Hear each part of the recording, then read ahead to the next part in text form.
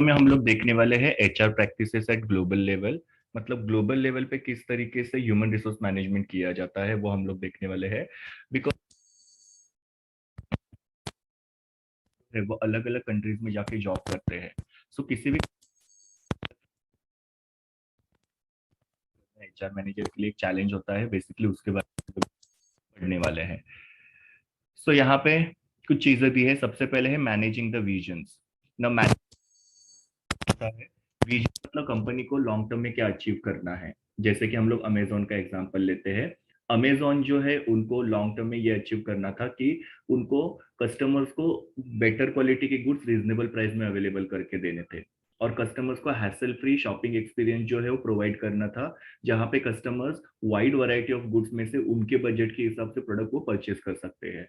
तो ऐसा अमेजोन का विजन था। और आप लोग देख रहे हो कि अमेजोन अपनी विजन की तरफ काम भी कर रहा है, जहां पे अमेजोन अच्छे क्वालिटी के गुड्स कस्टमर्स को ऑफर कर रहे हैं, वो भी रीजनेबल प्राइस में।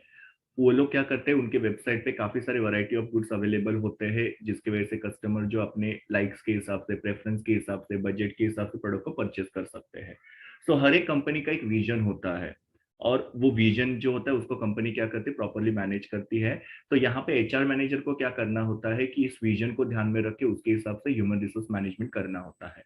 मतलब कंपनी का विजन क्या है, कंपनी क्या अचीव करना चाहती है, उसको ध्यान में रख के उसके हिसाब से ह्यूमन रिसोर्स मैनेजमेंट करना है। जो कंपनी विजन में एक्सपेक्ट करती है वैसे एम्प्लॉयज कंपनी के अंदर होंगे तो कंपनी का विजन जो अचीव करने में कंपनी को हेल्प होगा। तो विजन को ध्यान में रख के उसके हिसाब से यहाँ पे एचआर मैनेजर को ह्यूमन रिसोर्स मैनेजमेंट करना पड़ता है। दूसरा है इंटरनल एनवायरनमेंट। ना इंटरनल एनवायरनमेंट का मतलब क्या होता है, कंपनी के अंदर जो फिजिकल, फाइनेंशियल, ह्यूमन रिसोर्सेस होते हैं उसको यहाँ पे कंपनी को क्या करना है, प्रॉपरली हैंडल करना है। जैसे यहाँ पे लिखा है, internal environment involve human resources, finance. Finance मतलब क्या होता है, फाइनेंशियल रिसोर्स जिसको हम लोग कैपिटल बोलते हैं, मशीनरी एंड इक्विपमेंट जिसको हम लोग फिजिकल रिसोर्सेज बोलते हैं। ये सब चीजों को हम लोग इंटरनल एनवायरनमेंट बोलते हैं। और इंटरनल एनवायरनमेंट जो होता है उसको अगर हम लोग हेल्दी रखेंगे, मतलब हमारे पास अच्छे टैलेंटेड ह्यूमन रिसोर्सेज है, proper amount of capital available है, मशीनरीज और इक्विपमेंट हमारे पास अगर अपडेटेड रहेंगे, तो उसके वजह से इंटरनल एनवायरनमेंट जो है हेल्दी रहेगा। और जब इंटरनल एनवायरनमेंट हेल्दी रहता है तो उसके वजह से जो भी एक्सटर्नल चेंजेस आते हैं उसको कंपनी हैंडल कर पाती है ना। एक्सटर्नल चेंजेस का मतलब क्या होता है, जो कंपनी के बाहर की चीजें होती है, जैसे कि कस्टमर्स के लाइक्स एंड डिसलाइक्स चेंज हो सकते हैं, कॉम्पिटिटर की स्ट्रेटेजी चेंज हो सकती है, इकोनॉमी में चेंजेस आ सकते हैं, पॉलिटिकल चेंजेस आ सकते हैं। ये सारे एक्सटर्नल चेंजेस है और इसके ऊपर कंपनी का कंट्रोल नहीं होता है।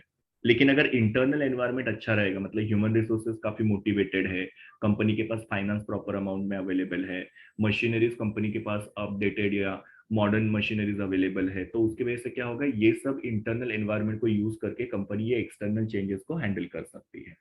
और ये जो एक्सटर्नल चेंजेस को कंपनी जब हैंडल करेगी तो ऑब्वियसली उसकी वजह से एम्प्लॉयज भी सेटिस्फाइड रहेंगे।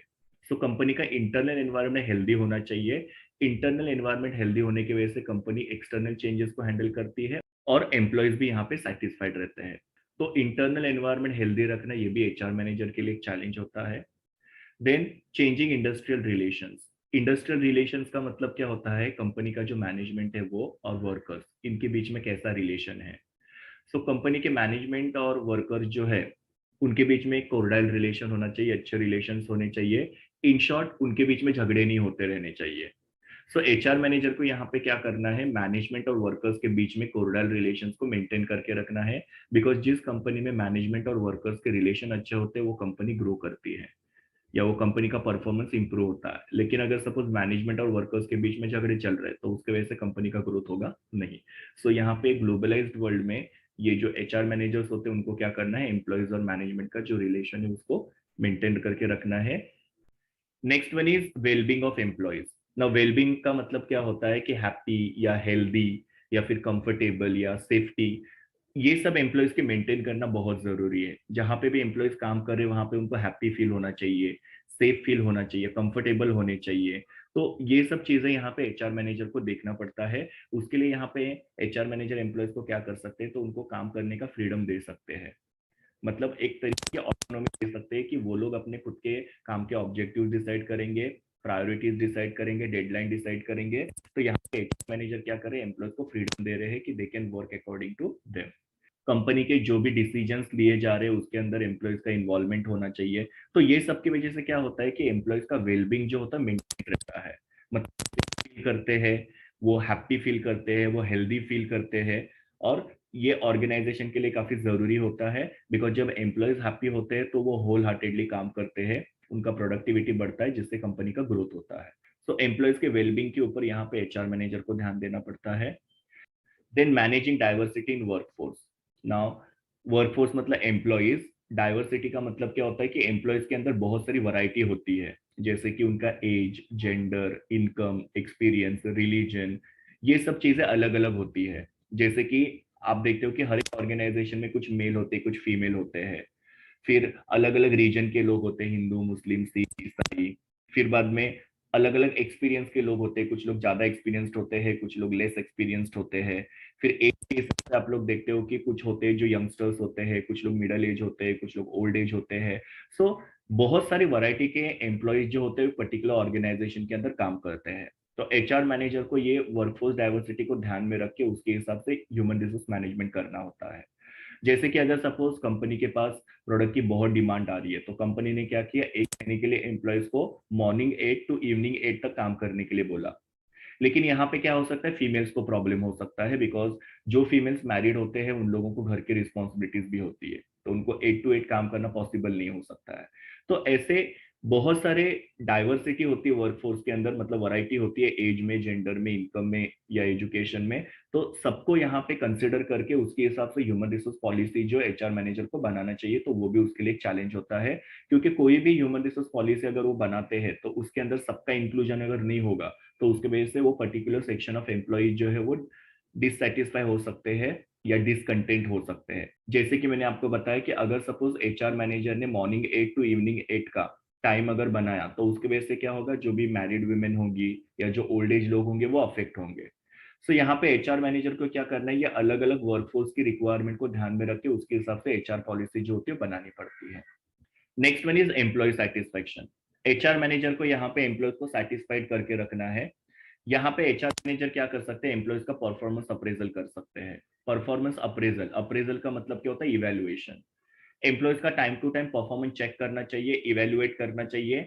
उनके परफॉर्मेंस में क्या क्या स्ट्रेंथ है और क्या क्या वीकनेसेस है वो फाइंड आउट करनी चाहिए। जैसे कि अगर उनकी स्पीड काम की बहुत अच्छी है, उनका बिहेवियर काफी अच्छा है, तो ऑब्वियसली वो उसके स्ट्रेंथ हो गए। लेकिन सपोज उनका क्वांटिटी ऑफ वर्क जो है वो इतना अच्छा नहीं है, वो कम क्वांटिटी प्रोड्यूस कर पाते हैं, या हमेशा वो जॉब पे लेट आते हैं, तो ये उनका वीकनेस है। सो यहाँ पे एचआर मैनेजर ने क्या करना चाहिए, एम्प्लॉयज का परफॉर्मेंस अप्रेजल करना चाहिए, उनके जॉब के रिलेटेड क्या क्या स्ट्रेंथ है वीकनेसेस है वो फाइंड आउट करने चाहिए। और उसके हिसाब से जो एम्प्लॉयज अच्छे से परफॉर्म करते हैं उनको मोटिवेट करने के लिए यहाँ पे क्या किया जा सकता है, इंसेंटिव दिया जा सकता है, जिससे एम्प्लॉयज क्या होते हैं, सेटिस्फाइड होते हैं और फिर उनकी प्रोडक्टिविटी बढ़ती है। सो यहाँ पे एचआर मैनेजर को क्या करना है, परफॉर्मेंस अप्रेजल करके उनका परफॉर्मेंस कैसा है वो फाइंड आउट करना है। जिनका अच्छा परफॉर्मेंस है उनको मोटिवेट करके रखना है, उससे एम्प्लॉयज हैप्पी हो जाएंगे या सेटिस्फाइड हो जाएंगे। तो ये भी time to time HR manager को यहाँ पे करना पड़ता है। Next one is modern technology. Now company के प्रोग्रेस के हिसाब से मॉडर्न टेक्नोलॉजी जो होती है वो काफी जरूरी होती है। लेकिन काफी बार क्या होता है कि टेक्नोलॉजी की वजह से अनएम्प्लॉयमेंट भी बढ़ता है। तो एचआर मैनेजर ने यहाँ पे देखना चाहिए कि टेक्नोलॉजी की वजह से ज्यादा अनएम्प्लॉयमेंट नहीं होना चाहिए। जैसे कि अकाउंट्स डिपार्टमेंट में पहले 5 लोग काम करते थे, कंपनी ने अभी नया सॉफ्टवेयर परचेस किया जिसकी वजह से 2 ही एम्प्लॉय की अभी अकाउंट्स डिपार्टमेंट में जरूरत है, 3 लोगों को जॉब से निकाला जा रहा है। तो एचआर मैनेजर ने क्या करना चाहिए, वो जो 3 एम्प्लॉयज है उनको कहीं ना कहीं पे एडजस्ट करना चाहिए। प्लस यहाँ पे एचआर मैनेजर ने क्या करना चाहिए, वो जो नया सॉफ्टवेयर परचेस किया उसके लिए जो भी ह्यूमन रिसोर्सेस है या एम्प्लॉयज है जो अकाउंट्स डिपार्टमेंट में काम कर रहे हैं उनको ट्रेनिंग देना चाहिए। क्योंकि ट्रेनिंग की वजह से क्या होगा, वो नई चीज के बारे में उनका नॉलेज बढ़ेगा और नई चीज को अडेप्ट करेंगे। नहीं तो फिर क्या होता है कि नई चीज आती है तो उसको एम्प्लॉयज एक्सेप्ट नहीं कर पाते, बिकॉज उनको ट्रेनिंग प्रोवाइड नहीं किया है। सो मॉडर्न टेक्नोलॉजी कंपनी के प्रोग्रेस के हिसाब से बहुत जरूरी, लेकिन एचआर मैनेजर को यहाँ पे ये देखना है कि मॉडर्न टेक्नोलॉजी की वजह से अनएम्प्लॉयमेंट नहीं होना चाहिए, प्लस मॉडर्न टेक्नोलॉजी के बारे में एम्प्लॉयज को time to time training provide करना भी जरूरी होता है। And the last one is managing work life balance. ना वर्क लाइफ बैलेंस का मतलब क्या होता है कि एम्प्लॉयज जो है उनको उनकी पर्सनल लाइफ और प्रोफेशनल लाइफ इसको बैलेंस करने की अपॉर्चुनिटी मिलनी चाहिए। उसके लिए एचआर मैनेजर यहाँ पे क्या कर सकते हैं, उनको फ्लेक्सिबल वर्किंग आवर्स ऑफर कर सकते हैं। फ्लेक्सिबल वर्किंग आवर्स का मतलब क्या होता है, मॉर्निंग 9 o'clock आते हैं तो 5 बजे जा सकते हैं, 10 o'clock आते हैं तो 6 बजे जा सकते हैं, 11 o'clock आते हैं तो 7 o'clock जा सकते हैं। उससे क्या होगा कि एम्प्लॉयज की अगर पर्सनल कोई चीजें होगी तो उसको वो फुलफिल कर पाएंगे, प्लस वो अपने काम को भी फुलफिल कर पाएंगे। नहीं तो फिर क्या होता है कि अगर हम लोग फिक्स टाइम रखेंगे कि 9 o'clock ही सबको आना है, तो उसके वजह से एम्प्लॉयज की पर्सनल लाइफ जो होती है वो अफेक्ट होगी। मतलब उनके पर्सनल लाइफ में सपोज उनको योगा करना है, जिम करना है, या कोई दूसरी घर की रिस्पॉन्सिबिलिटी है, या बैंक के काम होते हैं, बहुत सारे पर्सनल काम होते हैं। तो अगर 9 बजे का टाइम रखेंगे तो एम्प्लॉयज का पर्सनल लाइफ जो डिस्टर्ब हो जाएगा, और उसके वजह से फिर एम्प्लॉयज क्या करेंगे, एब्सेंट रहेंगे, और मोस्ट ऑफ द टाइम फिर वो लोग क्या करेंगे, स्ट्रेस रहेंगे। तो यहाँ पे एचआर मैनेजर ने क्या करना चाहिए, वर्कर्स की वर्क लाइफ बैलेंस को मेंटेन रखने के लिए फ्लेक्सिबल आवर जो वर्कर्स को ऑफर करना चाहिए। अगर पॉसिबल हुआ तो वर्क फ्रॉम होम का फैसिलिटी उनको अवेलेबल करके देना चाहिए। फैमिली गेट टुगेदर्स वगैरह ऑर्गेनाइज करनी चाहिए। इसकी वजह से क्या होगा कि एम्प्लॉय की पर्सनल लाइफ और प्रोफेशनल लाइफ जो बैलेंस हो जाएगी। बिकॉज आजकल आप लोग देखते हो कि एम्प्लॉय जो है वो काफी ज्यादा काम के अंदर इन्वॉल्व रहते हैं, जिसकी वजह से वो पर्सनल लाइफ में टाइम नहीं दे पाते हैं, और उसकी वजह से उनका जो पर्सनल लाइफ जो होता है वो काफी स्ट्रेसफुल होता है, और पर्सनल लाइफ अफेक्ट होने की वजह से उनकी प्रोफेशनल लाइफ भी जो होती है वो अफेक्ट होती है। सो यहाँ पे एचआर मैनेजर ने क्या करना है, एम्प्लॉयज को प्रॉपर वर्क लाइफ बैलेंस जो है मेंटेन करने में हेल्प करना चाहिए। तो इस तरीके से मैंने आपको यहाँ पे बताया कि कैसे अलग अलग प्रॉब्लम जो होते हैं वो एचआर मैनेजर को यहाँ पे ग्लोबल लेवल पे फेस करना पड़ता है, जहाँ पे अलग अलग टाइप के एम्प्लॉयज होते हैं, उनके अलग अलग प्रॉब्लम्स होते हैं, रिक्वायरमेंट्स होते हैं, तो उसको किस तरीके से एचआर मैनेजर यहाँ पे टैकल कर सकता है, उसी के बारे में ये पर्टिकुलर क्वेश्चन है। तो कुछ प्रॉब्लम्स मैंने आपको बताया कि ग्लोबल लेवल पे एचआर मैनेजर को ये सारे प्रॉब्लम्स फेस करने पड़ते हैं। So this was the last topic of your syllabus. Thank you, students, and all the best for your examination.